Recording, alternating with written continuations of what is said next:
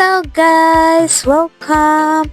So for today's video, susubukan kong mag-Tagalog kasi nga mag-a-adjust tayo kasi yung mga followers natin may mga Tagalog so hindi tayo maiintindihan.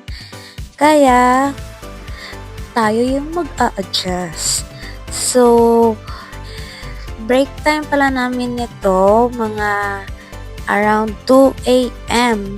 Pumunta kami ng Center Mall dito sa San Carlos kasi nga Don Macchiatos kami. So, social, Don Macchiatos, Beckener.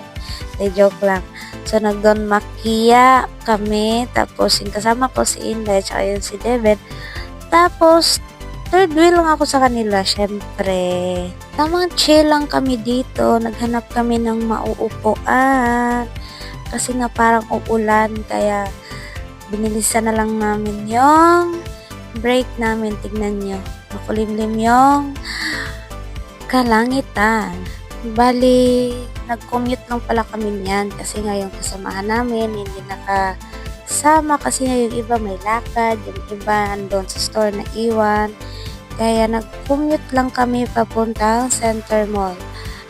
Tapos, hindi pala kami niya nagkape. Gusto kasi namin magpalamig para malamig din yung utak namin.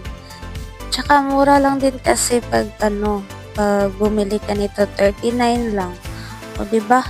Lalamig na yung utak mo sa lagang 39. Tapos, bumili lang din kami ng tempura, fishball, para pambara. Kung may pambara, syempre may pantulak.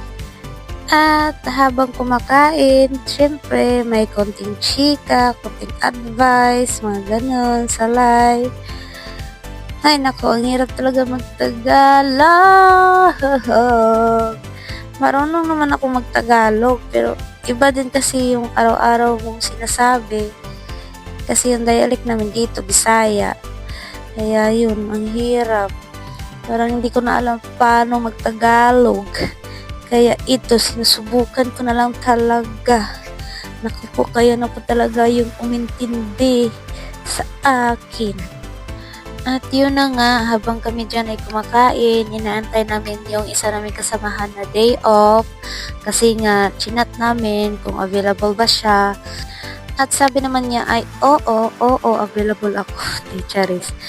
Oo nga, pumunta nga siya dyan. Tapos hindi na namin na sali sa video kasi nga wala, nagchikahan na kami. Tapos hindi na namin napansin yung oras na isang oras na pala kami dyan na nakatambay at padilim na yung langit. Kaya binilisan na lang namin at kami ay maghahanap pa ng tricycle kasi nga magko-commute pa kami papuntang or pabalik sa store. Kaya hanggang dito na lang ako. Salamat sa pag-intindi. Sana ay naintindihan niya talaga, no?